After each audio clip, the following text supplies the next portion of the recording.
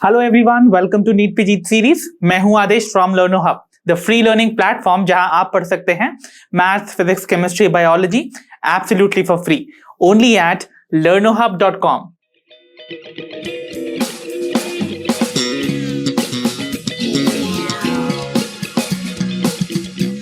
तो बच्चों, आज के सेशन में हम डिस्कस करने जा रहे हैं the must practice questions from the chapter respiration and plants, जिसमें हम डिस्कस करेंगे वो सभी टाइप के क्वेश्चंस को जो आपको एग्जामिनेशन में पूछे जा सकते हैं। So without wasting much time, let's get started.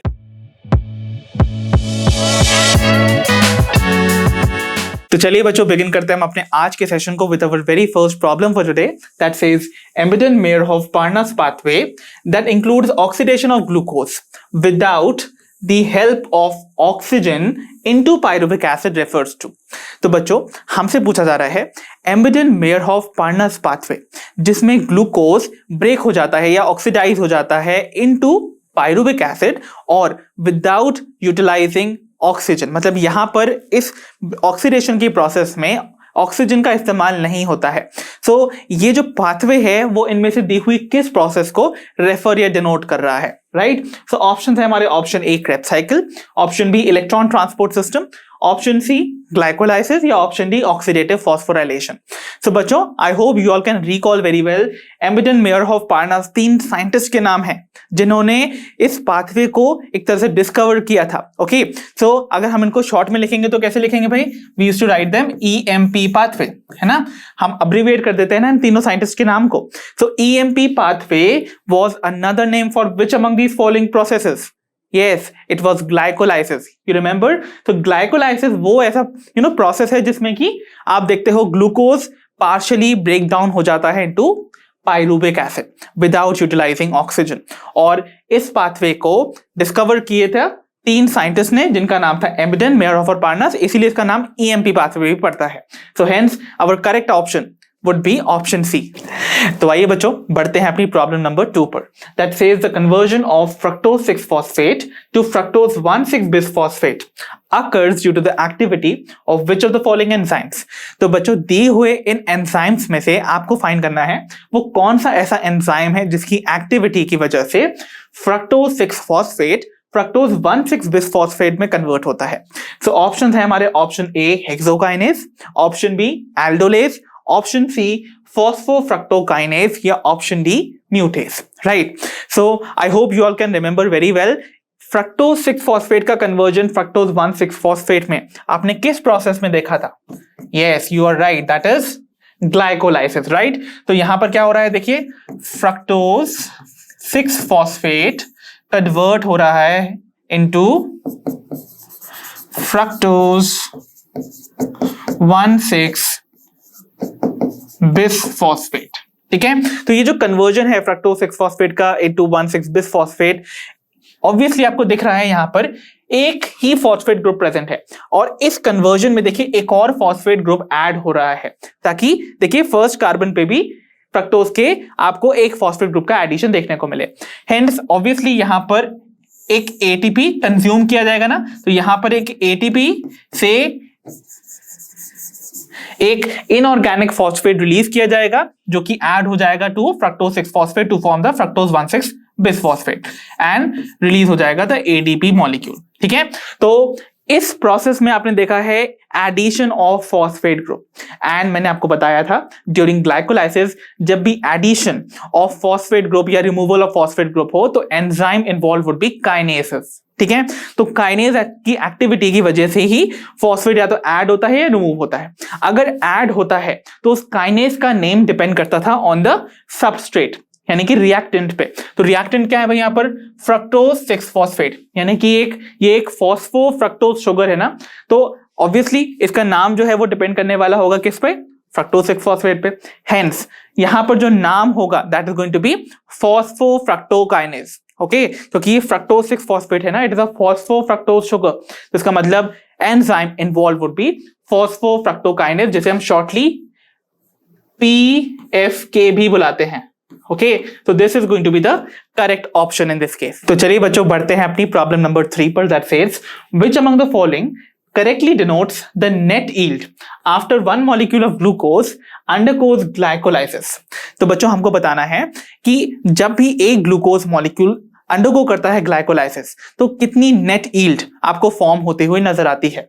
So option है हमारे option A 2 pyruvic acid molecules and 2 ATPs, option B 2 pyruvic acid molecules and 4 ATPs, option C 1 pyruvic acid molecule and 2 ATPs, या option D 1 pyruvic acid molecule and 4 ATPs. So I hope you all can remember glycolysis. तो glycolysis में आपने देखा था glucose का एक molecule टूटता है इनटू 2 पायरुविक एसिड मॉलिक्यूल्स. तो यहां पर वो ऑप्शन जहां पर एक पायरुविक एसिड मॉलिक्यूल आपको मेंशन है एज एन आंसर वो आप यहां पर एलिमिनेट कर दीजिए. So option C and option D में देखिए 1 पायरुविक एसिड मॉलिक्यूल मेंशन है, तो इसका मतलब ये ऑप्शन तो रॉन्ग हो गए. सो हमको फाइनली चूज करना है हमारा answer from option A and B and we have to consider the net yield. So अगर मैं ग्लाइकोलाइसिस को आपको शॉर्टली रिवाइज करवाऊं, so you remember glycolysis was a 10-step reaction जिसमें कि ग्लूकोज से हम बिगिन करते थे एंड सीरीज ऑफ रिएक्शन के बाद इनिशियली 5 स्टेप्स में एनर्जी कंज्यूम होती थी, राइट. तो यहां पर जब ग्लूकोज फ्रक्टोज 1,6 बिसफॉस्फेट में कन्वर्ट होता था. सो इन स्टेप्स में आप देखते हैं 2 ATP मॉलिक्यूल्स कंज्यूम होते थे. ओके तो यहां पर ये कंज्यूम हो रहे हैं and they were forming ADP, isn't it? Okay and आगे की रिएक्शन में आप देखते हैं ये फ्रक्टोज 1,6 बिसफॉस्फेट 3 कार्बन कंपाउंड्स में ब्रेक करता था. कौन कौन से थे वो? First was dihydroxy acetone phosphate and the other one was 3-फॉस्फोग्लिसरॉल्डिहाइड जिसको कि हम ग्लिसरॉल्डिहाइड 3-फॉस्फेट भी कहते हैं, राइट. एंड आगे की रिएक्शन ये फॉस्फोग्लिसरॉल्डिहाइड मॉलिक्यूल अंडरगो करता था. तो आप जानते हैं सीरीज ऑफ रिएक्शंस के बाद फाइनली आपका ये जो 3-फॉस्फोग्लिसरॉल्डिहाइड है वो फॉर्म कर देता था 2 molecules of pyruvic acid. Okay तो अभी तो हम देखते हैं यहां पर एक फॉस्फोग्लिसरॉल्डिहाइड मॉलिक्यूल से एक पायरुविक एसिड फॉर्म होगा, है ना, क्योंकि अभी तक हम चले थे 6 कार्बन कंपाउंड के साथ, that is glucose. Fructose 1,6 bisphosphate भी क्या था? एक 6 कार्बन कंपाउंड था. बट ये जो 2 कंपाउंड्स में वो ब्रेक हुआ है these were both 3 carbon compounds. And finally जो पायरुविक एसिड भी बनता है ना, this is also a 3 carbon compound. ठीक है, तो एक फॉस्फोग्लिसरॉल्डिहाइड मॉलिक्यूल से एक पायरुविक एसिड फॉर्म होता है. और इस दौरान आप देखते हैं कुछ चेंजेस. यहां पर जब एक फॉस्फोग्लिसरॉल्डिहाइड मॉलिक्यूल कन्वर्ट होता है पायरुविक एसिड में तो फॉर्म होता है एक NADH मॉलिक्यूल. ओके सो एक NADH मॉलिक्यूल सिंथेसाइज हुआ है, ठीक है. एंड यहीं पर इसी प्रोसेस के दौरान आप देखते हैं 2 ADPs इनऑर्गेनिक फॉस्फेट्स एक्सेप्ट करके 2 ATPs भी फॉर्म करते थे. ओके तो 2 ATPs बनते हैं. तो अगर बात की जाए, क्योंकि हमको यहां पर ATPs कैलकुलेट करने हैं, तो देखिए ये तो बात होगी जब एक फॉस्फोग्लिसरॉल्डिहाइड मॉलिक्यूल पायरुविक एसिड में कन्वर्ट हुआ. And you also remember very well कि ये जो डाइहाइड्रोक्सी एसीटोन फॉस्फेट है वो 3-फॉस्फोग्लिसरॉल्डिहाइड का ही आइसोमर है. तो ये दोनों कंपाउंड्स जो थे 3 कार्बन कंपाउंड्स आपस में इंटर कन्वर्टेबल हैं. तो इसका मतलब जब एक फॉस्फोग्लिसरॉल्डिहाइड मॉलिक्यूल पायरुविक एसिड में कन्वर्ट हो गया इट फॉर्म्ड 2 ATPs. तो दूसरा जो डाइहाइड्रोक्सी एसीटोन फॉस्फेट है वो भी 3-फॉस्फोग्लिसरॉल्डिहाइड में कन्वर्ट होके अंडरगो करेगा वही series of reaction to form another pyruvic acid molecule. तो इसका मतलब जो आपके नेट रिजल्ट होगा उसमें आप देखोगे यहां पर 2 NADH मॉलिक्यूल्स फॉर्म होंगे. ओके और 2 ATPs अगेन 2 से मल्टीप्लाई हो जाएंगे बिकॉज ऑब्वियसली ये सेकेंड टाइम यही रिएक्शन चलेगी ना, और यहां पर टोटल 4 ATPs फॉर्म हो जाएंगे एंड रिजल्टेंट जो प्रोडक्ट होगा वो 2 पायरुविक एसिड मॉलिक्यूल्स होंगे. तो आपने देखा यहां पर टोटल फॉर्मेशन कितने ATP मॉलिक्यूल्स का हुआ? 4 ATPs. बट यहां पर देखिए 2 ATPs कंज्यूम भी हुए थे. तो नेट क्या हुआ भाई? सो नेट रिजल्ट, तो नेट ATP गेन वाज 4 आपने प्रोड्यूस किए एंड 2 कंज्यूम कर लिए. तो इसका मतलब 2 ATPs is the net gain. तो इसका मतलब the correct answer would be the one जहां पर 2 pyruvic acid molecules along with 2 ATPs mentioned हो. And which one is that option? That is going to be option A itself. Hence our correct option would be option A. तो आइए बच्चों देखते हैं अपनी problem number 4 को। That says the number of steps in which ATP is consumed during glycolysis is और are. तो बच्चों ग्लाइकोलाइसिस के दौरान कितने नंबर ऑफ स्टेप्स में एटीपीज कंज्यूम्ड होते हैं rather being formed. Okay, so options है हमारे option A 1, option B 2, option C 3, option D 4। So glycolysis को रिकॉल कर लीजिए, मैंने आपको बोला था एटीपीज का कंजम्पशन स्टार्टिंग की 5 स्टेजेस में ही देखने को मिलता है, 5 स्टेप्स में। कौन कौन से स्टेप्स में? So you remember very well, first step was the conversion of glucose into glucose 6 phosphate, right. And second conversion कब होता है? जब फ्रक्टोज 6 फॉस्फेट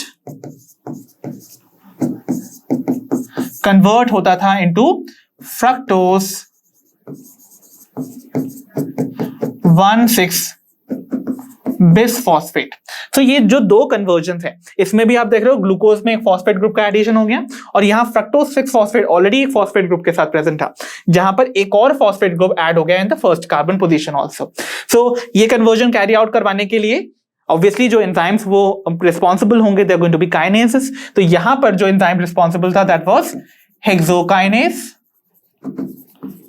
एंड यहां पर जो एंजाइम इन्वॉल्व था दैट वाज PFK, जिसको कि मैंने पहले भी डिनोट किया हुआ है, दैट इज फॉस्फोफ्रक्टोकाइनेस। तो दोनों ही रिएक्शंस में एटीपीज जो हैं they are going to be consumed, right. तो यहां पर आप देख रहे हो एटीपीज जो हैं वो दिए जाएंगे to the substrates to form their respective phosphates. तो इन दोनों स्टेप्स में ही या दो ही स्टेप्स ऐसे हैं ना जहां पर addition of phosphate group from the ATP molecule देखने को मिल रहा है। So total number of reaction या स्टेप्स जिनमें की एटीपी कंज्यूम हो रहे हैं would be 2 conversion steps. One is glucose का ग्लूकोज 6 फॉस्फेट में conversion, second is fructose 6 phosphate का फ्रक्टोज 1,6 बिसफॉस्फेट में conversion. So the correct option here should be option B, that is 2। तो चलिए बच्चों डिस्कस करते हैं problem number 5 that says the concentration of ethyl alcohol produced by an yeast during alcoholic fermentation beyond which it becomes toxic for its own survival is। तो बच्चों जब भी एक ईस्ट अल्कोहलिक फर्मेंटेशन अंडरगो करता है तो आप जानते हैं वो फॉर्म करता है इथाइल अल्कोहल नाम का alcohol, isn't it? That is ethanol। तो इथाइल अल्कोहल या इथेनॉल का कौन सा ऐसा कॉन्सेंट्रेशन वैल्यू है जिसके बियॉन्ड जाने पर वो ईस्ट के लिए टॉक्सिक साबित हो जाता है और उसको डेथ कॉज कर देता है? So option A is 7%, option B 13%, option C 18% या option D 20%। So I had taught you कि अल्कोहलिक फर्मेंटेशन में ऑब्वियसली अल्कोहल फॉर्म होगा। सो अगर इथाइल अल्कोहल या इथेनॉल जैसे हम एक और नाम से बुलाते हैं, अगर इसका कॉन्सेंट्रेशन यीस्ट के अंदर 13% से ज्यादा एक्यूमुलेट हो जाए तो वो यीस्ट की डेथ कॉज करवा देता है due to toxicity. Hence the correct option should be option B 13%। तो आइए बच्चों डिस्कस करते हैं अपनी प्रॉब्लम नंबर 6 को। That says under inadequate supply of oxygen to the skeletal muscles which among the following enzymes facilitates the conversion of pyruvic acid into lactic acid। तो बच्चों आप सभी जानते हैं जब भी आपकी स्केलेटल मसल्स को इनएडिक्वेट सप्लाई ऑफ ऑक्सीजन सप्लाई होगी, दैट मींस ऑक्सीजन की सप्लाई अगर आपकी स्केलेटल मसल्स को बहुत कम अमाउंट में प्रोवाइड की जाएगी तो आपकी जो स्केलेटल मसल्स हैं वो अंडरगो करने लगती हैं लैक्टिक एसिड फर्मेंटेशन, जिसमें जो पायरुविक एसिड ग्लाइकोलाइसिस की वजह से बनता था वो instead of entering into the Krebs cycle वो फर्मेंटेशन अंडरगो करता है और फॉर्म कर देता है लैक्टिक एसिड, राइट। तो ये जो प्रोसेस है जिसमें पायरुविक एसिड कन्वर्ट होता है लैक्टिक एसिड में, उस कन्वर्जन को फैसिलिटेट करवाने के लिए कौन सा एंजाइम रिस्पॉन्सिबल है? सो ऑप्शन है हमारे option A pyruvate carboxylase, option B alcohol dehydrogenase, option C lactate dehydrogenase या option D pyruvate decarboxylase. तो बच्चों याद करने की कोशिश कीजिए, यहां पर आपको फाइंड आउट करना है उस एंजाइम को जो कि कन्वर्जन करवाता है किसका? ऑब्वियसली पायरुवेट का इनटू लैक्टेट और लैक्टिक एसिड। तो देखिए यहां पर क्या होने वाला है, योर पायरुविक एसिड जो कि फॉर्म हुआ था after glycolysis is going to get converted into lactic acid. Okay, तो देखिए यहां पर आप जानते हैं, देखिए पायरुविक एसिड एक कीटो एसिड है कि नहीं? अगर इसका फॉर्मूला आप जानते हैं that is something like this, that is CH3 double bond OCOOH। देखिए यहां पर एक कीटो ग्रुप प्रेजेंट है, ओके। और यहां लैक्टिक एसिड का फॉर्मूला क्या है, देखिए लैक्टिक एसिड में ये कुछ ऐसा नजर आता है। दैट मीन्स आपने डिफरेंस देखा, यहां पर बस आपको कीटो ग्रुप को रिमूव करा के बेसिकली यहां पर दो हाइड्रोजन को ऐड करवाना है, एक कार्बन पे और एक ऑक्सीजन पे। दैट मीन्स यहां पर आपको लैक्टिक एसिड का फॉर्मेशन एडिशन ऑफ 2 हाइड्रोजन पे मिल जाएगा। तो देखिए वो 2 हाइड्रोजन कहां से आएंगे, वो 2 हाइड्रोजन आते हैं फ्रॉम दी NADH जो बने थे ग्लाइकोलाइसिस के टाइम पे, याद है ना, 2 NADH फॉर्म होते हैं ग्लाइकोलाइसिस के एंड में, तो वो दोनों NADH will be utilised over here. So दोनों NADH अपने दोनों हाइड्रोजन दे देंगे इस पायरुविक एसिड को to convert it into lactic acid, okay. और यहां पर 2 NAD फॉर्म हो जाएंगे, ठीक है। तो देखिए यहां पर एडिशन ऑफ हाइड्रोजन हो रहा है ना, और एंजाइम जो हाइड्रोजन के एडिशन या रिमूवल में रिस्पॉन्सिबल होते हैं, दोस वर डीहाइड्रोजनेसेस, इजंट इट। तो यहां पर जो एंजाइम इन्वॉल्व होगा that would be a dehydrogenase. Now the question arises कि वो डीहाइड्रोजनेस कौन सा होने वाला है, मतलब वो जो डीहाइड्रोजनेस की एक्टिविटी है वो किस पे डिपेंड करेगी, पायरुवेट पे कि लैक्टेट पे, क्योंकि नाम तो डिपेंड करता है आइदर पायरुवेट पे यानी कि सबस्ट्रेट पे या फिर प्रोडक्ट पे। तो यहां पर नाम बता रहा है डीहाइड्रोजनेस का is to remove hydrogen, but यहां तो ऐड हो रहे हैं हाइड्रोजन। तो इसका मतलब अगर रिमूवल हो रहा होता, यानी कि एंजाइम को जो नाम इंडिकेट कर रहा है, अगर वही एक्टिविटी हो रही होती तो एंजाइम का नाम डिपेंड करता है किस पे, सबस्ट्रेट पर, राइट। तो सिंस यहां तो ऑपोजिट एक्टिविटी हो रही है, यहां तो हाइड्रोजनेस एक्टिविटी हो रही है, मींस एडिशन हो रहा है हाइड्रोजन का इनटू पायरुविक एसिड। तो इसका मतलब इस बार जो एक्टिविटी है वो against the name of the enzyme है। तो इसका मतलब इस बार जो नेम होगा of the enzyme will depend on the product formed, and the product formed is lactic acid, जिसे हम लैक्टेट भी बुलाते हैं। तो इसीलिए जो एंजाइम रिस्पॉन्सिबल होगा would be lactate dehydrogenase. So here the correct option should be option C, lactate dehydrogenase. तो आइए बच्चों डिस्कस करते हैं प्रॉब्लम नंबर 7 को। That says which among the following correctly indicates the first step of glycolysis. तो बच्चों दिए हुए इन ऑप्शंस में से कौन सा ऑप्शन पहले स्टेप ऑफ ग्लाइकोलाइसिस को करेक्टली डिस्क्राइब कर रहा है। So option A is breakdown of glucose, option B conversion of glucose to fructose, option C phosphorylation of glucose, या option D decarboxylation of glucose. तो बच्चों याद कीजिए पहला स्टेप ग्लाइकोलाइसिस का क्या होता था, I know that's a very easy question, that is conversion of a glucose molecule into glucose six phosphate, याद है ना। सो दैट मींस ऑब्वियसली आपको दिख रहा है यहां पर 6 कार्बन पे ऑफ ग्लूकोज फॉस्फेट का एडिशन हो रहा है, किसकी मदद से, ऑब्वियसली एक ATP मॉलिक्यूल की मदद से, राइट, जो कि कन्वर्ट हो जाता है इनटू ADP, और इस स्टेप को कैटालाइज कराता था हेक्सोकाइनेज एंजाइम। तो दैट मींस यहां पर देख रहे हो एडिशन हो रहा है ना फॉस्फेट ग्रुप का टू द ग्लूकोज, और addition of phosphate is going to be phosphorylation. Hence, the correct option here should be option C, phosphorylation of the glucose molecule. तो आइए बच्चों डिस्कस करते हैं अपनी प्रॉब्लम नंबर 8 को।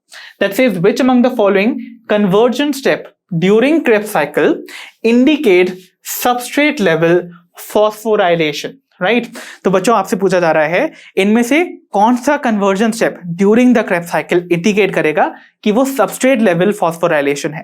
ओके सो ऑप्शन है हमारे option A conversion of isocitrate या isocitric acid to alpha keto glutaric acid, या option B conversion of succinyl coenzyme A to succinic acid, option C conversion of succinic acid to fumaric acid, या option D conversion of fumaric acid to malic acid. So I hope you all can remember the Krebs cycle. Krebs cycle में एक ही ऐसा step है जहां पर indicate होता है the substrate level phosphorylation, and that step was very important, जिसको कि मैंने वहां मेरे कॉन्सेप्ट अराउंड वीडियो में भी आपको इंपॉर्टेंटली बताया था। That was the conversion of succinyl coenzyme A to succinic acid. तो ये जो कन्वर्जन होता है ना, ड्यूरिंग दिस कन्वर्जन ये जो कोएंजाइम ए है attach to the succinyl group उसका हो जाता है रिमूवल, है ना। देखिए ना प्रोडक्ट में कहीं पर भी कोएंजाइम अटैच नहीं है, तो इसका मतलब ये कोएंजाइम ए का हो जाता है रिमूवल, और कोएंजाइम ए जब रिमूव हो जाता है फ्रॉम द सबस्ट्रेट तब रिलीज होती है एनर्जी, और उस एनर्जी का इस्तेमाल किया जाता है to add an inorganic phosphate to one GDP molecule. तो देखिए जीडीपी मॉलिक्यूल में एक इनऑर्गेनिक फॉस्फेट ऐड करवाने के लिए इस एनर्जी का इस्तेमाल किया जाता है जो कि रिलीज होती है जब कोएंजाइम ए रिमूव होता है। सो उस एनर्जी का इस्तेमाल करके जब फॉस्फेट ग्रुप ऐड हो जाता है तब फॉर्म होता है एक GTP. Okay, and now what is going to happen, ये जीटीपी अपना फॉस्फेट किसको देने वाला है आगे जाके, तो ये जीटीपी अपना फॉस्फेट दे देता है एडीपी मॉलिक्यूल को, isn't it? तो एडीपी मॉलिक्यूल इससे क्या लेने वाला है, ऑब्वियसली फॉस्फेट, और फॉर्म हो जाएगा the ATP molecule, that is the energy currency of the cell. तो इस तरीके से ये जो कन्वर्जन स्टेप है, conversion of succinyl coenzyme A succinic acid में, वो फॉर्म करता है एटीपी मॉलिक्यूल वाया जीटीपी। तो this represents the substrate level phosphorylation. Hence, the correct option here should be option B, succinyl coenzyme A to succinic acid. तो आइए बच्चों discuss करते हैं अपनी प्रॉब्लम नंबर 9 को। That says the number of NADH molecules formed during 2 Krebs cycles. Okay, so 2 Krebs cycle के दौरान कितने NADH molecules formed होंगे? That is what we have to tell. So option A is 3, option B is 4, option C 6 या option D 8. So बच्चों आपको पहली चीज तो याद करना होगा about 1 Krebs cycle.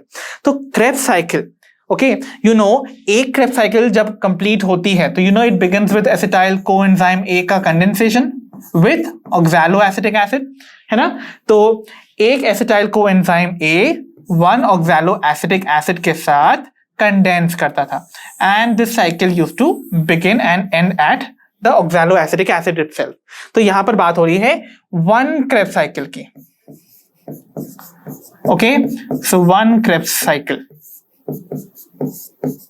So 1 Krebs cycle के पूरी ड्यूरेशन में आप देखते हैं कितने कार्बन डाइऑक्साइड मॉलिक्यूल रिलीज होते थे, देयर वर 2, है ना। तो 2 कार्बन डाइऑक्साइड मॉलिक्यूल रिलीज होते थे।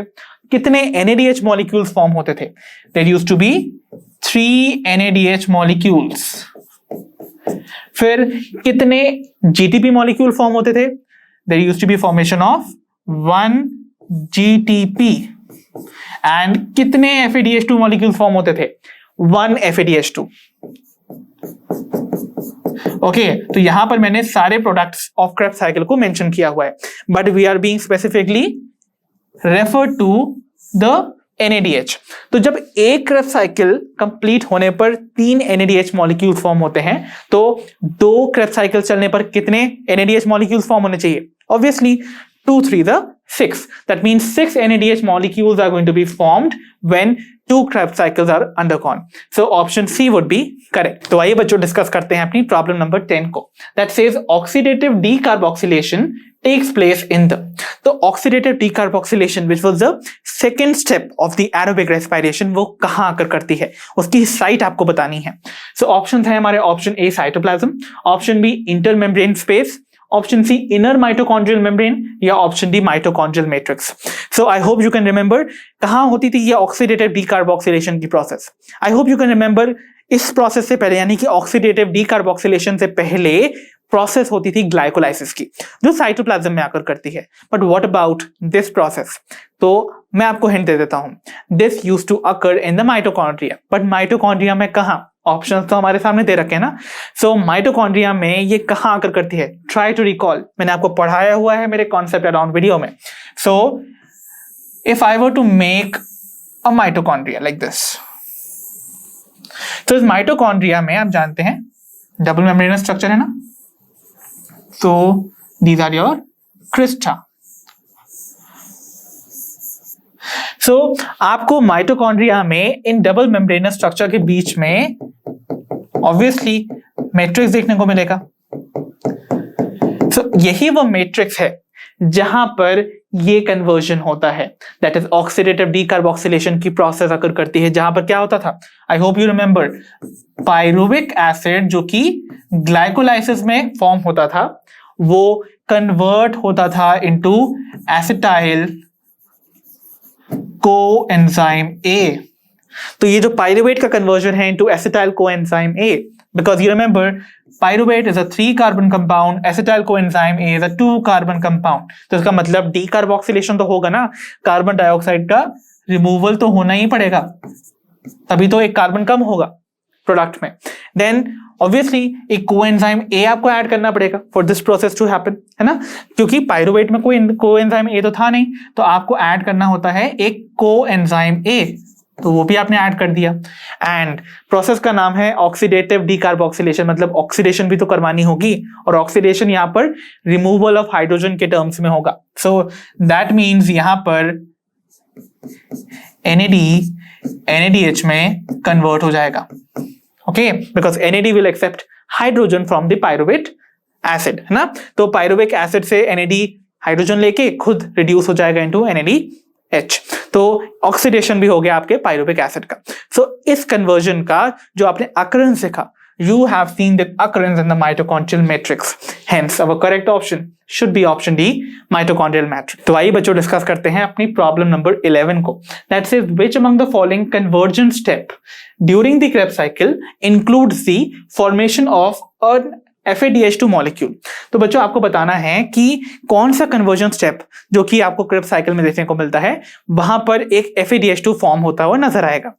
सो ऑप्शन है हमारे, option A conversion of citric acid to isocitric acid, option B conversion of alpha ketoglutaric acid to succinyl coenzyme A, option C conversion of succinyl coenzyme A to succinic acid, या option D conversion of succinic acid to fumaric acid।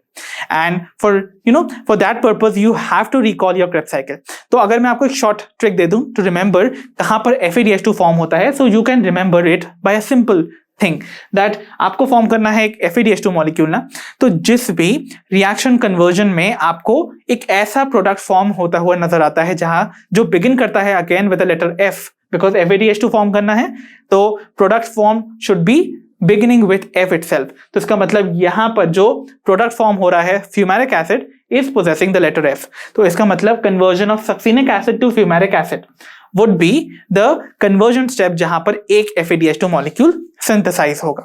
So remember this is a very important conversion during the Krebs cycle। I'll tell you why in a second। तो यहां क्या हो रहा है देखिए, your succinic acid जिसे हम succinate भी बुला सकते हैं, so ये सक्सिनिक एसिड कन्वर्ट हो गया है किसमें, फ्यूमेरिक एसिड में। एंड इस कन्वर्जन में फॉर्मेशन किसका हुआ, FAD से FADH2 का, 2 हाइड्रोजन एक्सेप्ट किए इसने, ठीक है, FAD ने। एंड ये एंजाइम जो रिस्पॉन्सिबल होगा इस कन्वर्जन में, that would be succinate dehydrogenase. So you know very well, ये जो कन्वर्जन हो रहा है this is going to take place in the matrix ना, बिकॉज क्रेब्स साइकिल तो कहां होती है, मैट्रिक्स के अंदर, माइटोकॉन्ड्रिया के। बट ये जो एंजाइम रिस्पॉन्सिबल है फॉर दिस कन्वर्जन, ये प्रेजेंट होता है on the inner mitochondrial membrane. So inner mitochondrial membrane पे याद है आप सभी को, हमने ETS में पढ़ा था हमारा कॉम्प्लेक्स सेकेंड, जिसका नाम यही था ना, सक्सिनेट डिहाइड्रोजनेस। तो सक्सिनेट डिहाइड्रोजनेस वही एंजाइम कॉम्प्लेक्स है जो कि इनर माइटोकॉन्ड्रियल मेम्ब्रेन पे प्रेजेंट है, और ये लिंक फॉर्म करता है between the Krebs cycle and the electron transport system, right. तो जो इस कन्वर्जन के दौरान FADH2 मॉलिक्यूल फॉर्म होता है ना, वो यही इसी एंजाइम के थ्रू, इसी के कंपोनेंट्स के थ्रू ऑक्सीडाइज होता है to release the electrons, and वो इलेक्ट्रॉन्स फर्दर ETS में फॉलो करके यूटिलाइज किए जाते हैं to synthesize ATP। So that is why ये बहुत इंपॉर्टेंट कन्वर्जन स्टेप है। This is a link okay between the Krebs cycle and the electron transport system। So finally our option D is correct over here। तो आइए बच्चों discuss करते हैं अपनी problem number 12 that says electron transport system takes place in the, तो electron transport system कहां आकर करती है। सो ऑप्शन है हमारे, option A mitochondrial matrix, option B outer mitochondrial membrane, option C inner mitochondrial membrane, या option D inter membrane space. And I know that's a very easy question. ETS आकर करती है on the inner mitochondrial membrane, right. So inner mitochondrial membrane पे आपको याद है ना, वो कॉम्प्लेक्सेस प्रेजेंट होते थे। देयर वर 4 कॉम्प्लेक्सेस जो कि डायरेक्टली ETS में पार्टिसिपेट करते थे, and the 5th complex used to participate in the oxidative phosphorylation, right, जहां पर एटीपी सिंथेसिस होता था। सो वो 5 कॉम्प्लेक्सेस भी हमने पढ़े हुए थे, वो सभी प्रेजेंट है कहां? इनर माइटोकॉन्ड्रियल मेम्ब्रेन में, hence ETS obviously inner mitochondrial membrane में ही आकर करेगी। So the correct option is option C. तो आइए बच्चों अब हम डिस्कस करते हैं अपनी प्रॉब्लम नंबर 13 को। That says during ETS यूबिक्विनोन is involve in the transfer of electrons from. तो बच्चों एक इलेक्ट्रॉन ट्रांसपोर्ट सिस्टम के दौरान, दैट इज ईटीएस के दौरान, यूबिक्विनोन इलेक्ट्रॉन्स को कहां से कहां ट्रांसफर करता है?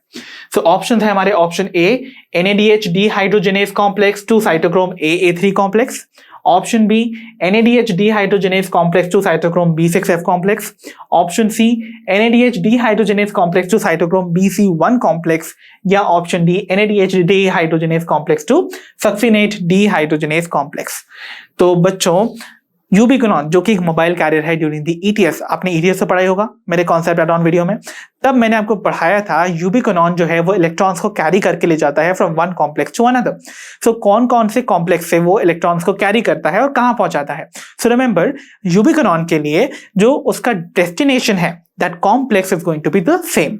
तो जो डेस्टिनेशन होता है for the ubiquinone should be the complex 3, ठीक है। तो देखिए आपका जो यूबिक्विनोन है वो कॉम्प्लेक्स 1 से भी इलेक्ट्रॉन कैरी करके ले जाता है और कॉम्प्लेक्स 2 से भी इलेक्ट्रॉन को कैरी करके ले जाता है, ठीक है। बट दोनों ही केस में वो इलेक्ट्रॉन को फाइनली पहुंचा देता है to complex 3 in the electron transport system. तो कॉम्प्लेक्स 1 का इस्तेमाल तब होता था जब हम NADH को यूज करते हैं एज सबस्ट्रेट, ठीक है, और जब हम FADH2 को यूज करते हैं as a substrate during the electron transport system, तब कॉम्प्लेक्स 2 से वो इलेक्ट्रॉन को कैरी करके ले जाता है। So UQ is going to be responsible in this electron transfer. So complex 1 का नाम आई होप आप सभी को याद होगा, that was NADH dehydrogenase, and यहां कॉम्प्लेक्स 2 का नाम क्या था? Succinate dehydrogenase.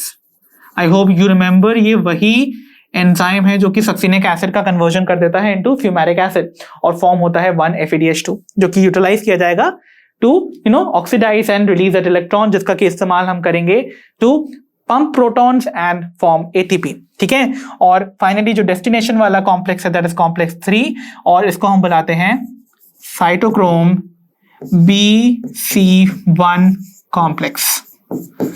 तो बच्चों फाइंड आउट कीजिए कौन सा ऐसा ऑप्शन है जहां पर यूबिक्विनोन इन दोनों में से किसी कॉम्प्लेक्स से फाइनली इलेक्ट्रॉन को पहुंचा रहा है साइटोक्रोम BC1 कॉम्प्लेक्स में।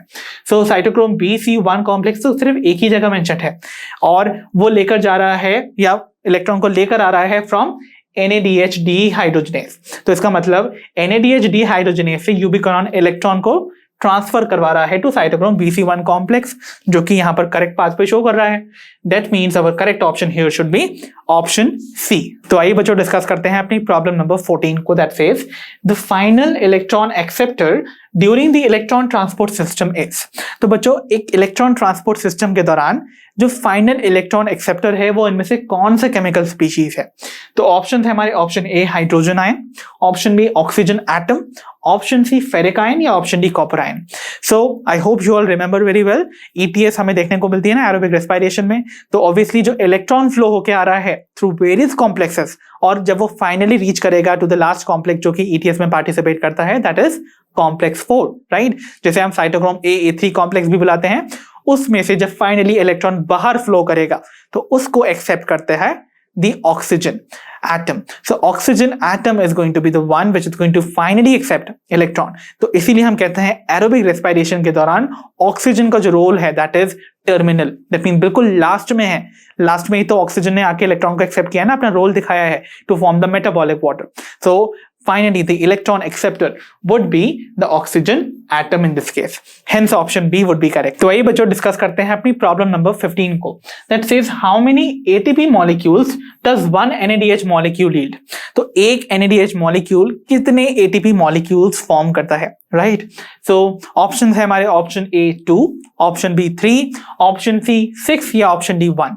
तो एक NADH मॉलिक्यूल कितने ATP फॉर्म करता था वो हमने पढ़ रखा है ना ऑक्सीडेटिव फॉस्फोराइलेशन में। So it used to form 3 ATPs, right. तो 1 NADH is equivalent to 3 ATPs, right. So correct option here should be option B. While अगर मैं बात करता FADH2 मॉलिक्यूल की, तो एक FADH2 मॉलिक्यूल इक्विवेलेंट होता है 2 ATPs के।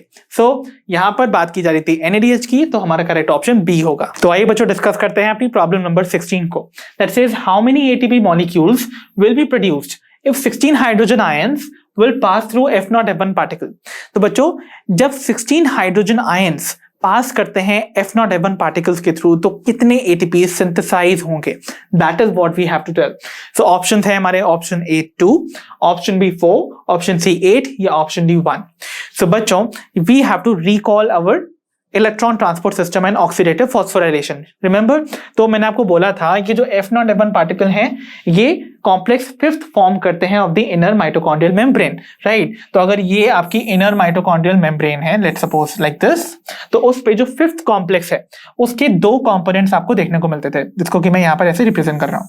So one complex, one component of this complex would be embedded in the complete membrane। तो इस membrane में completely embedded portion ये जो represent करता है, this is the F0 portion of this complex। और एक इसका portion ऐसे globular head की तरह होता है जो कि matrix की तरफ होता है। So this is the matrix side और ऊपर intermembrane space है। तो यहाँ ये जो पार्टिकल है ना ग्लोबुलर हेड वाला, this represent the F1 particle और दी F1 component of this complex. तो यहाँ पर ये दोनों कॉम्प्लेक्सेस टुगेदर यूज किए जाते हैं टू सिंथेसाइज ATP मॉलिक्यूल, इसीलिए इस कॉम्प्लेक्स को हम बुलाते हैं दी ATP सिंथेस। ओके, बिकॉज ये रिस्पॉन्सिबल है for the synthesis of ATP। Okay, और आप जानते हैं ये कॉम्प्लेक्स फिफ्थ है of the inner mitochondrial membrane. तो देखिए यहां पर इसके 2 कंपोनेंट्स दिख गए आपको, और मैंने आपको बताया था यहां ये जो F0 पार्टिकल है it acts as a proton tunnel. तो ये एक टनल की तरह काम करता है जो कि ओपन होती है इन दी F1 पोर्शन और दी F1 कंपोनेंट। ठीक है, तो ये क्या करेगा, आपको पता है during the electron transport system hydrogen ion matrix से पंप होते थे इनटू द इंटरमेम्ब्रेन स्पेस। तो यहां पर हाइड्रोजन आयन का कॉन्सेंट्रेशन ऑलरेडी हाई रहता है, इजंट इट? कहां पर? इंटर मेम्ब्रेन स्पेस में। ठीक है, and now you know very well कि इन हाइड्रोजन आयन का इस्तेमाल किया जाएगा टू सिंथेसाइज ATP मॉलिक्यूल। तो जब हायर कंसेंट्रेशन वाले रीजन यानी कि इंटर मेम्ब्रेन स्पेस से इन प्रोटॉन्स को हम पंप करेंगे या मूव करवाएंगे टुवर्ड्स द मैट्रिक्स, वो होगा through the F0 F1 particle. तो यहां पर जब 2 हाइड्रोजन आयंस मूव करते हैं थ्रू द F0 टनल, तो वो फाइनली यूटिलाइज किए जाते हैं to synthesize 1 ATP molecule from an ADP molecule. तो एक ADP मॉलिक्यूल में एक इनऑर्गेनिक फॉस्फेट ऐड करने के लिए एनर्जी कहां से आती है? By the movement of these 2 proton ion across this F0 F1 particle, और फॉर्मेशन होता है एक ATP मॉलिक्यूल का। तो 2 हाइड्रोजन आयन रिस्पॉन्सिबल है फॉर 1 ATP सिंथेसिस, राइट। तो इस डेटा को हम लिख लेते हैं। सो 2 हाइड्रोजन आयन से बनता है एक ATP, और अगर आपके पास है 16 हाइड्रोजन आयन जैसे कि आपको मेंशन है क्वेश्चन में, तो कितने ATP सिंथेसाइज होंगे? तो यू नो वेरी वेल, अगर मुझे 2 से ये 16 तक जाना है तो यानी कि मुझे इसको किससे मल्टीप्लाई करना होगा? ऑब्वियसली 8 से। तो इसका मतलब यहां पर 8 टाइम्स दी हाइड्रोजन आयंस है। तो अगर 2 हाइड्रोजन आयन से 1 ATP बनता था, तो अगर मैं उस हाइड्रोजन आयन का कॉन्सेंट्रेशन 8 टाइम्स कर दूं तो ATP प्रोडक्शन भी तो 8 टाइम्स हो जाएगा। तो इसका मतलब 1 ATP इंटू अगर मैं 8 कर दूं तो यानी कि total 8 ATPs would be formed अगर 16 हाइड्रोजन आयंस पास करेंगे through the F0 F1 particle. तो the correct option here would be option C 8, right. तो आइए बच्चों अब हम डिस्कस करते हैं हमारी प्रॉब्लम नंबर 17 को। That says the enzyme pyruvic acid dehydrogenase is used in the conversion of. तो बच्चों जो एंजाइम पायरुविक एसिड डीहाइड्रोजनेज है वो इनमें से किस कन्वर्जन को कैरी आउट करवाता है? ऑप्शंस है हमारे option A pyruvate to ethanol, option B pyruvate to lactic acid, option C pyruvate to acetyl coenzyme A, या option D pyruvate to citrate. तो बच्चों आपको नाम में ही कुछ क्लियर कट इंडिकेशन मिल रहा है, दैट इज पायरुवेट और सिंपली पायरुविक एसिड डीहाइड्रोजिनेस, मतलब पायरुविक एसिड का डीहाइड्रोजनेशन होना। डीहाइड्रोजनेशन मतलब removal of hydrogen, removal of hydrogen indicate करता है ऑक्सीडेशन। तो इनमें से कौन सा जो स्टेप कन्वर्जन है वो ऑक्सीडेशन को रिप्रेजेंट कर रहा है? देखिए, पायरुवेट टू इथेनॉल की बात की जाए तो पायरुवेट से इथेनॉल बन रहा है, तो ये रिप्रेजेंट करता है अल्कोहलिक फर्मेंटेशन की प्रोसेस। याद है आप सभी को, जहां पर सबसे पहले डीकार्बोक्सिलेशन होता था and then reduction used to happen, है ना। तो डीकार्बोक्सिलेशन ऑफ पायरुविक एसिड पे फॉर्म होता था एसिटल्डिहाइड, जो कि अंडरगो करता था क्या? Obviously reduction to form the alcohol. तो इसका मतलब यहां तो रिडक्शन हो रहा है, तो इसका मतलब ये ऑप्शन तो हो नहीं सकता, है ना। Then we have option B that says pyruvate to lactic acid. Pyruvate to lactic acid again एक टाइप का फर्मेंटेशन है, दैट इज लैक्टेट फर्मेंटेशन या लैक्टिक एसिड फर्मेंटेशन, जहां पर आप देखते थे पायरुविक एसिड जो कि कीटो एसिड है उसमें ऑब्वियसली रिडक्शन होने की वजह से वो फॉर्म कर देता है lactic acid.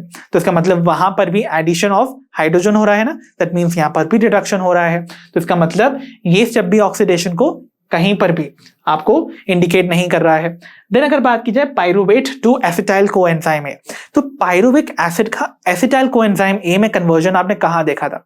We saw this conversion in the oxidative decarboxylation। याद है आप सभी को? तो ऑक्सीडेटिव डीकार्बोक्सिलेशन के नाम में ही ऑक्सीडेटिव वर्ड लगा है, दैट मींस ऑक्सीडेशन यहां होने वाला है, राइट। तो जब एक पायरुविक एसिड और सिंपली पायरुवेट कन्वर्ट होता है इनटू एसिटाइल कोएंजाइम ए, तो यहां पर आपको जो एंजाइम रिस्पॉन्सिबल मिलेगा that would B pyruvate dehydrogenase, क्योंकि यही वो एंजाइम है जो कि NAD को हाइड्रोजन एक्सेप्ट करवाएगा। ओके, सो यहां पर इस कन्वर्जन में ये पायरुवेट डीहाइड्रोजिनेस या फिर पायरुविक एसिड डीहाइड्रोजिनेस आप कह सकते हो, ये इस्तेमाल होगा। So the correct option here would be option C, right. And option D तो ऑब्वियसली गलत है, पायरुवेट से सिट्रेट तो डायरेक्टली बनता ही नहीं है, तो इसका मतलब ये ऑप्शन भी एलिमिनेट हो जाता। तो finally option C is correct. तो आइए बच्चों डिस्कस करते हैं अपनी प्रॉब्लम नंबर 18 को, that says which among the following organic acids present in the mitochondrial matrix condenses with the acetyl group of the acetyl coenzyme A during the Krebs cycle. तो बच्चों Krebs cycle के दौरान कौन सा mitochondrial matrix में present organic acid जो है वो कंडेंस करता है with the acetyl group of the acetyl coenzyme A to form the citric acid, right. तो ऑप्शन है हमारे option A malate, option B alpha ketoglutarate, option C citrate या option D oxaloacetate. So I know that's a very easy question. आप जानते हैं आपकी Krebs cycle begin ही पहले step में यहीं से करती है with the condensation of the acetyl group of acetyl coenzyme A with a 4 carbon organic acid जो present है in the mitochondrial matrix में, and that organic acid is oxaloacetic acid which is a 4 carbon acid। तो यहां पर आप देखते हैं ना कि इस oxaloacetic acid में इस acetyl ग्रुप का एडिशन होता है और रिमूवल हो जाता है किसका? कोएंजाइम ए का, isn't it? और जब ये कंडेंसेशन होता है तो ऑब्वियसली वाटर भी इसमें इन्वॉल्व होगा, so this is going to be facilitated with the addition of a water molecule। तो यहां पर फॉर्मेशन होता है फाइनली आपके फर्स्ट स्टेबल प्रोडक्ट का, दैट इज सिट्रिक एसिड का। तो जो ऑर्गेनिक एसिड रिस्पॉन्सिबल था for the condensation of the acetyl group would be oxaloacetic acid ना, तो इसका मतलब हमारा correct option here would be option D oxaloacetate। तो आइए बच्चों अब हम डिस्कस करते हैं हमारी problem number 19 that says the only enzyme of the citric acid cycle which is present on the inner mitochondrial membrane instead of mitochondrial matrix is।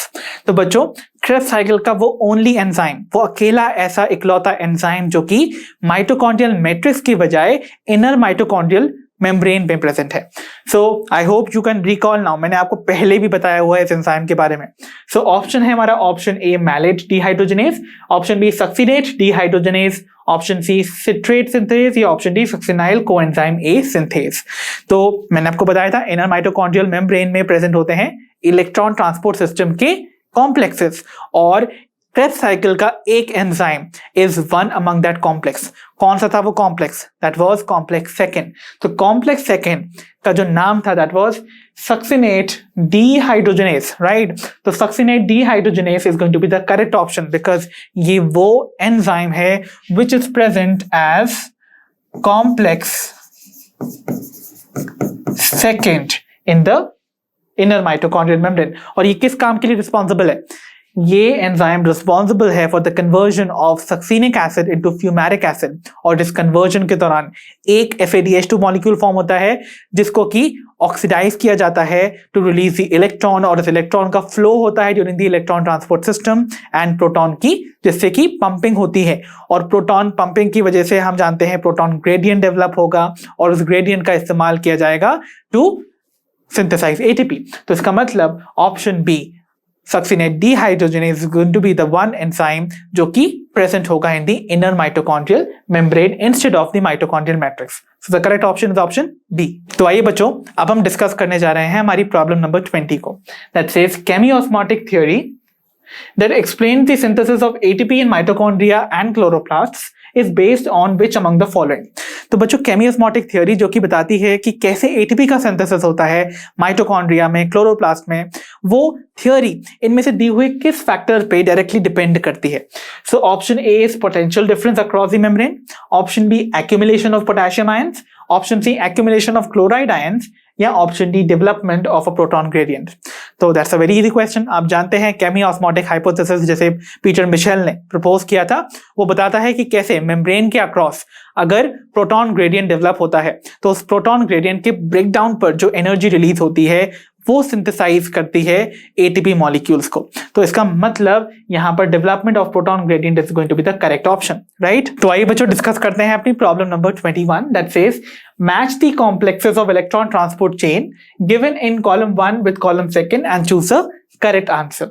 तो बच्चों, आपको यहाँ पर दो कॉलम दे रखे हैं, जहां पर कॉलम 1 में आपको जो कॉम्प्लेक्सेस यूटिलाइज होते हैं during the electron transport system और चेन, उनके नंबर दे रखे हैं, एंड कॉलम 2 में उनके नाम दे रखे हैं। आपको कॉलम 1 को कॉलम 2 से करेक्टली मैच करना है, देन फाइंड करना है करेक्ट आंसर को from these options given below. तो आइए एक एक करके मैच करना स्टार्ट करते हैं। कॉलम 1 में जो पहला कॉम्प्लेक्स दिया हुआ है दैट इज कॉम्प्लेक्स 1, और कॉम्प्लेक्स 1 को हम क्या बुलाते थे? याद कीजिए, पहली चीज आपको याद होगा ना, ये सारे कॉम्प्लेक्स कहां प्रेजेंट होते थे? These all were present in the inner mitochondrial membrane. So complex 1 is present in the inner mitochondrial membrane, और उसको हम क्या बुलाते थे? We used to call it NADH dehydrogenase. So NADH dehydrogenase is going to be complex 1. तो first D से match हो रहा है, देखिए कहां पर? B में और C में। तो इसका मतलब ऑप्शन A और ऑप्शन D तो यहीं पर एलिमिनेट हो गए हैं, ठीक है, fine. Then we have complex 4। तो कॉम्प्लेक्स 4 किस नाम से बुलाया जाता था? तो कॉम्प्लेक्स 4 आपका फाइनल कॉम्प्लेक्स है ना, जो कि इलेक्ट्रॉन ट्रांसपोर्ट सिस्टम में पार्टिसिपेट करता था। तो कॉम्प्लेक्स 4 को हम बुलाते थे cytochrome oxidase, right? Cytochrome oxidase. और इसका एक और नाम भी होता है, क्योंकि ये कंपोज होता है दो साइटोक्रोम से, जिसको हम बुलाते हैं साइटोक्रोम A3।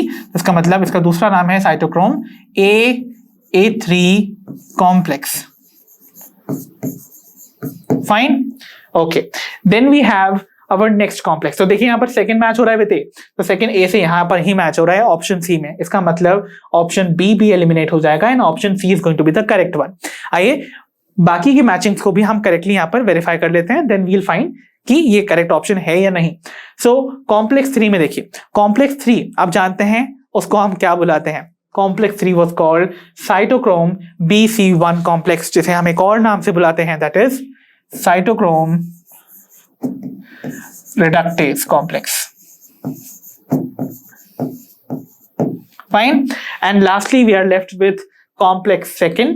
तो complex 2 आप जानते हैं would be called succinate dehydrogenase। तो देखिए आपका थर्ड मैच किया विद B, जो कि यहाँ करेक्ट है, एंड फोर्थ विद C। इसका मतलब हमारा option C would be the correct option. तो आइए बच्चों बढ़ते हैं अपनी प्रॉब्लम नंबर 22 पर। That says respiratory quotient RQ refers to the. तो बच्चों RQ क्या होता है, रेस्पिरेटरी कोशेंट क्या होता है, वो हमें फाइंड करना है from these options given below. So option is volume of oxygen consumed during respiration, option B volume of carbon dioxide release during respiration, option C ratio of volume of oxygen consumed to volume of carbon dioxide release during respiration, या option D ratio of volume of carbon dioxide released to volume of oxygen consumed during respiration. तो RQ value remember, पहली चीज it is a ratio, तो यानी कि जिन option में ratio mention है that is only going to be the correct one. तो इसका मतलब ऑप्शन A एंड B तो यहां पर रॉन्ग यहीं पर हो जाएंगे। तो देखिए अब आपको बताना है कि जो रेशियो है RQ वैल्यू का वो किस पे डिपेंड करता है। तो ये जो RQ वैल्यू का रेशियो है, it is basically the ratio of volume of carbon dioxide evolved या released during respiration divided by to the volume of oxygen consumed during respiration, because हम जानते हैं ना रेस्पिरेशन के टाइम पर ऑक्सीजन हम ब्रीथ करते हैं, ओके, और उसी को इस्तेमाल किया जाता है to oxidise the food and release energy, and by product के फॉर्म में कार्बन डाइऑक्साइड इवॉल्व होती है। So it is a ratio of volume of carbon dioxide released to the volume of oxygen consumed during respiration. This is going to be the correct option. So option D is correct. तो चलिए बच्चों देखते हैं अपनी problem number 23. Which among the following respiratory substrates possess the highest RQ value? तो बच्चों दिए हुए इन respiratory substrates में से कौन सा respiratory substrate ऐसा है जिसकी RQ value सबसे ज्यादा है? So option A is fats, option B proteins, option D carbohydrates या ऑप्शन डी ऑर्गेनिक एसिड्स। तो आई hope you can recall that topic of RQ। सो आपको पता है ना, कार्बोहाइड्रेट्स के केस में जो RQ वैल्यू है that used to be 1, right. और अगर बात की जाए फैट्स एंड प्रोटीन्स की, तो याद है आपको मैंने फैट्स का एग्जांपल लिया था, तो मैंने ट्राइपामेटाइन का एग्जांपल लिया था, इसकी RQ वैल्यू 0.7 थी। या प्रोटीन्स का एग्जांपल जिसमें कि प्रोटीन्स में जनरली वैल्यू 0.9 होती है, 0.9, राइट। तो इनकी वैल्यू फैट्स एंड प्रोटीन्स की वैल्यू ऑलवेज लेस देन 1 आती है, ओके। वाइल अगर बात की जाए हमारे लास्ट ऑप्शन की दैट इज ऑर्गेनिक एसिड, तो इसकी वैल्यू हमेशा ग्रेटर देन 1 आती है। तो इसका मतलब इन सभी वैल्यूज में से सबसे ज्यादा हाईएस्ट वैल्यू पोजेस करने वाला रेस्पिरेटरी सबस्ट्रेट कौन सा हुआ? Organic acids. Hence the correct option here should be option D, organic acid. तो आइए बच्चों अब हम डिस्कस करते हैं अपनी problem number 24 that says respiratory pathway can be best described as. तो रेस्पिरेटरी पाथवे को हम बेस्ट कैसे डिस्क्राइब कर सकते हैं? Option A is catabolic pathway, option B anabolic pathway, option C amphibolic pathway या ऑप्शन डी पैराबॉलिक पाथवे। तो आप जानते हैं बच्चों रेस्पिरेशन की प्रोसेस में मैंने आपको बताया था मेरे कॉन्सेप्ट एड ऑन वीडियो में, हम इसको सिंपली एक कैटाबॉलिक पाथवे ही कंसिडर नहीं करते हैं, बिकॉज रेस्पिरेशन में आप देखते हैं जो प्रोडक्ट्स फॉर्म होते हैं उनका इस्तेमाल किया जा सकता है to synthesise other organic compounds, okay. तो अदर बायोमोलिक्यूल के सिंथेसिस में सिंस उनका रोल है, इसका मतलब वो एनाबॉलिज्म में भी पार्टिसिपेट कर रहे हैं, और सिंस ये कैटाबॉलिक और एनाबॉलिक पाथवे दोनों में पार्टिसिपेट करते हैं, we call such type of pathway as amphibolic pathway. So the correct option would be option C, amphibolic pathway. तो चलिए बच्चों बढ़ते हैं अपनी प्रॉब्लम नंबर 25 पर। That says which among the following respiratory intermediates is involved in the synthesis of fatty acids? तो बच्चों इनमें से दिए हुए कौन सा respiratory intermediate का इस्तेमाल हम करते हैं to synthesize fatty acids? चलिए देखते हैं। Option A pyruvic acid, option B acetyl coenzyme A, option C succinic acid या ऑप्शन डी सिट्रिक एसिड। तो बच्चों कौन सा ऐसा रेस्पिरेटरी इंटरमीडिएट है जिससे हम फैटी एसिड्स बना सकते हैं? याद कीजिए, that was acetyl coenzyme A. याद है सभी को? तो मैंने आपको जब respiration as an amphibolic pathway पढ़ाया था तब मैंने आपको बताया था कि एसिटाइल कोएंजाइम ए को विड्रॉ कर सकते हैं from the respiratory pathway to synthesise fatty acids, right. इसीलिए तो हमने इसको एम्फीबॉलिक पाथवे भी कहा था, बिकॉज यहां पर देखिए एसिटाइल कोएंजाइम ए का यूज किया जा रहा है टू सिंथेसाइज और एक तरह से एनाबोलाइज दी फैटी एसिड्स। तो इसका मतलब ऑब्वियसली यहां पर एनाबॉलिज्म हो रही है और कैटाबॉलिक प्रोसेस तो होती ही है, रेस्पिरेशन में ब्रेकडाउन तो होता ही है ना। तो इसका मतलब इसीलिए वी कॉल इट एम्फीबॉलिक। और बेस्ट एग्जांपल आपको यहां देखने को मिली कि एसिटाइल कोएंजाइम ए से हम सिंथेसाइज कर रहे हैं फैटी एसिड्स, राइट। तो आइए बच्चों बढ़ते हैं अपनी प्रॉब्लम नंबर 26 पर। That says the number of carbon dioxide molecules released during the aerobic breakdown of a sucrose molecule inside the mitochondria but outside the Krebs cycle.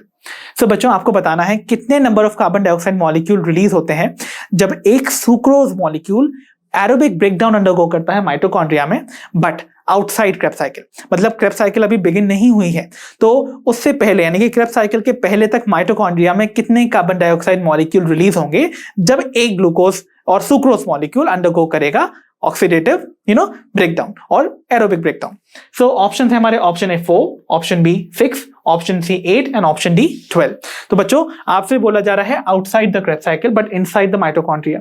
तो क्रेब्स साइकिल से पहले और माइटोकॉन्ड्रिया के अंदर कौन सी आपको फिनोमिना या आकर करती हुई नजर आती है? दैट इज द प्रोसेस जो कि एरोबिक रेस्पिरेशन या ब्रेकडाउन में इन्वॉल्व है। So that is going to be oxidative decarboxylation, isn't it? तो यहां बात हो रही है ऑक्सीडेटिव डी कार्बोक्सिलेशन की। ठीक है, now what is going to happen? तो ऑक्सीडेटिव डीकार्बोक्सिलेशन में आप जानते हो कि क्या होने वाला है, एक पायरुविक एसिड और सिंपली पायरुवेट कन्वर्ट हो जाता है into 1 acetyl coenzyme A, isn't it?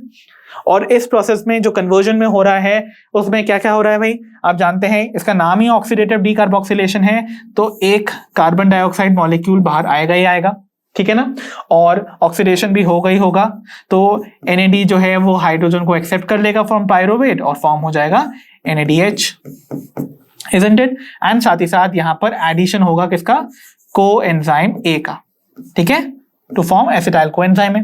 तो ये सारी चीजें आपको होती हुई नजर आएंगी, ठीक है, ओके। ये कहां हो रहा है भाई, माइटोकॉन्ड्रिया के मैट्रिक्स में, फाइन, ओके। सो बट इससे पहले ये जो पायरुवेट बना था, ये बना कहां से होगा, ये पायरुवेट बना था in the cytoplasm from the glucose molecule. तो आप जानते हैं एक ग्लूकोज जब अंडरगो करता है ग्लाइकोलाइसिस तो वो फॉर्म करता है 2 पायरुविक एसिड मॉलिक्यूल्स जो कि कन्वर्ट हो जाएंगे 2 एसिटाइल कोएंजाइम ए में with the liberation of 2 carbon dioxide, right? तो 2 कार्बन डाइऑक्साइड मॉलिक्यूल लिबरेट होते हैं एक ग्लूकोज मॉलिक्यूल से।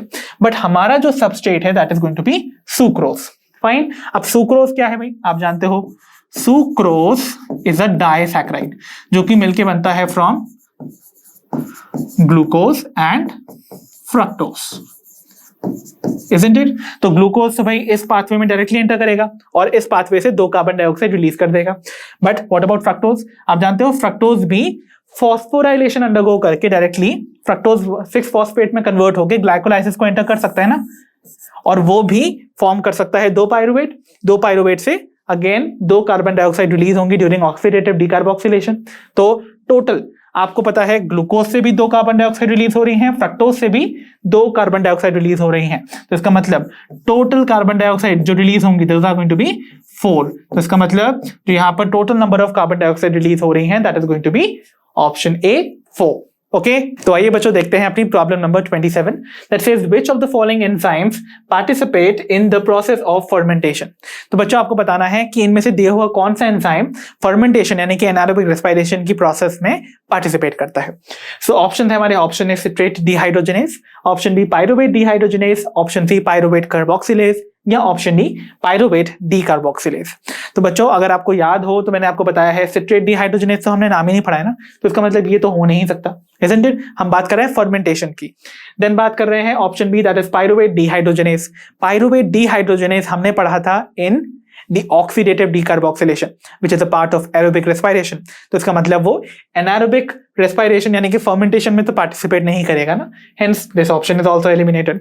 Then we are left with option C and D that is pyruvate carboxylase या option D pyruvate decarboxylase।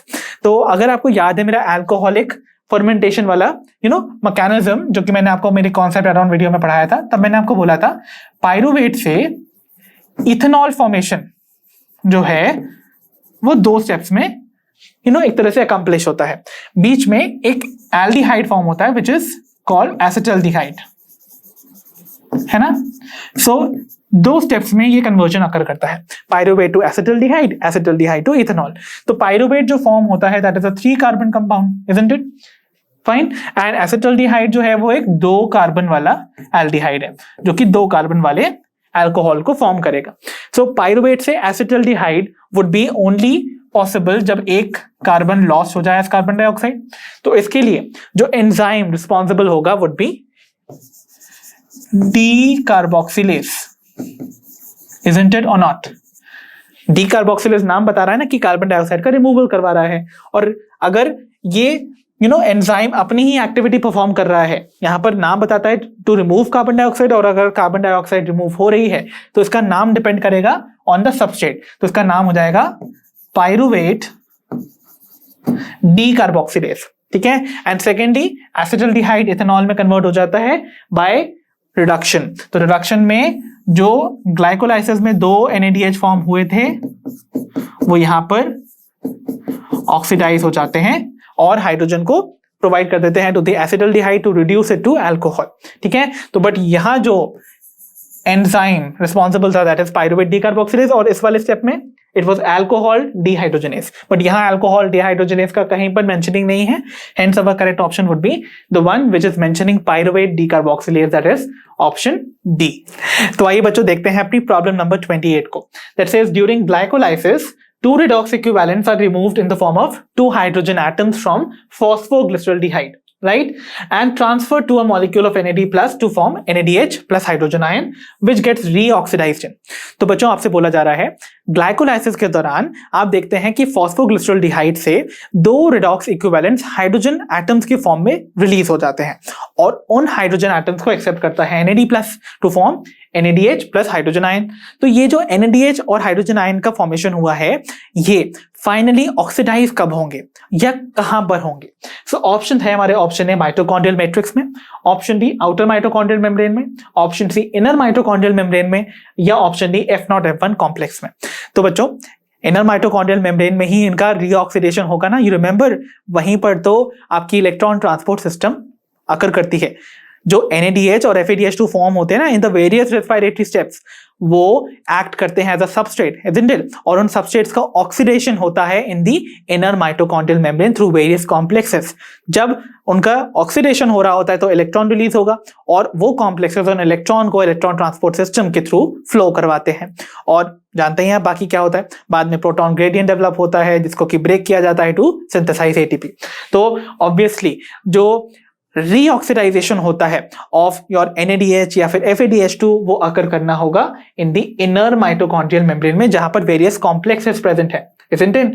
तो जो रीऑक्सीडेशन होता है of this NADH plus H+ और hydrogen ion will take place in complex 1 of the inner mitochondrial membrane, और उस complex का क्या नाम होता था? That used to be NADH dehydrogenase complex, right? So option C would be the correct option. तो आइए बच्चों देखते हैं अपनी प्रॉब्लम नंबर 29 को, that says in mitochondria protons are accumulated in the. तो बच्चों जब माइटोकॉन्ड्रिया में आप जानते हैं इलेक्ट्रॉन ट्रांसपोर्ट सिस्टम होता है तो प्रोटॉन्स पंप होते हैं ना फ्रॉम मैट्रिक्स, तो वो मैट्रिक्स से कहां पंप होते हैं? ऑब्वियसली जहां भी पंप होंगे वहां पर उनका एक्यूमुलेशन हो जाएगा ना, तो उनका हाई कंसेंट्रेशन आपको देखने को मिलता है। सो प्रोटॉन्स कहां एक्यूमुलेट होते हैं, that is what we have to tell, and that's a very easy question, right? आप सभी को इसका आंसर पता होगा। So options are option A outer mitochondrial membrane, option B inner mitochondrial membrane, option C inter membrane space, या option D mitochondrial matrix. And I know the correct answer that you all also would be knowing would be option C, that is intermembrane space. Okay, so finally option C would be correct. तो आइए बच्चों अब हम finally पहुंच गए हैं हमारे आज के सेशन की लास्ट प्रॉब्लम की ओर, which is problem number 30 that says first oxidative decarboxylation during aerobic respiration occurs in the। तो बच्चों एरोबिक रेस्पिरेशन के दौरान पहला ऑक्सीडेटिव डीकार्बोक्सिलेशन कहां होता है? सो ऑप्शन है मेरे, option A cell cytoplasm, option B intermembrane space, option C mitochondrial matrix, या option D inner mitochondrial membrane. तो बच्चों ऑक्सीडेटिव डीकार्बोक्सिलेशन इंडिकेट कर रहा है यहां पर ऑक्सीडेशन और डीकार्बोक्सिलेशन दोनों साइमल्टेनियसली अकर करेगा। सो बात की जाए पहले ऑक्सीडेटिव डीकार्बोक्सिलेशन की, तो आप जानते हैं that is going to take place in the mitochondrial matrix only, right? तो माइटोकॉन्ड्रियल मैट्रिक्स में ही आप देखते हो जब pyruvic acid acetyl coenzyme A में कन्वर्ट होता है तो पहली बार ऑक्सीडेशन और डीकार्बोक्सिलेशन टुगेदर अकर करेगा। वाइल अगर आप देखें सब्सीक्वेंट स्टेजेस, यानी कि जब हम क्रेब्स साइकिल में जाते हैं तो क्रेब्स साइकिल में भी वेरियस ऐसे कन्वर्जन है जहां पर आपको ऑक्सीडेशन और डीकार्बोक्सिलेशन एक साथ देखने को मिलता है, and they also represent oxidative decarboxylation. But anyways दोनों ही फिनोमिना, चाहे ऑक्सीडेटिव डीकार्बोक्सिलेशन हो या क्रेब्स साइकिल हो, वो दोनों ही माइटोकॉन्ड्रियल मैट्रिक्स में अकर करेंगी। तो in any case the answer would always be mitochondrial matrix, so the correct option would be option C। तो बच्चों इसी के साथ एंड होता है हमारा आज का session on the must practice questions from the chapter respiration in plants. So I hope आज के सेशन में हमने जितने भी क्वेश्चंस कवर किए हैं वो आप सभी को आसानी से समझ आए होंगे। अपना स्कोर मुझे कमेंट सेक्शन में लिखकर बताना जरूर याद रखिएगा। सो अब हम मिलेंगे अपनी नेक्स्ट वीडियो में। अंटिल देन आप अपना ध्यान रखिए, पढ़ते रहिए, और जैसा कि आप सभी जानते हैं लर्न हब फ्री है पर बेस्ट है।